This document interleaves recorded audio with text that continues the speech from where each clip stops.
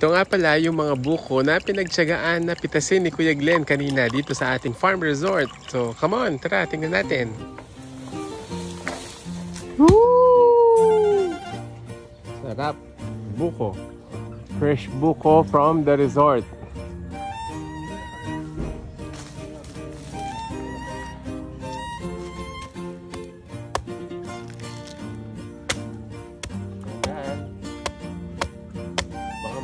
Daliri.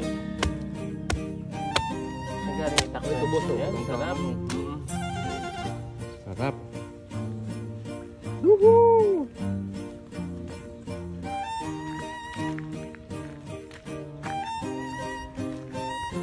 Yes. Fresh buko para sa ating almusal. Yun o, napaka-fresh.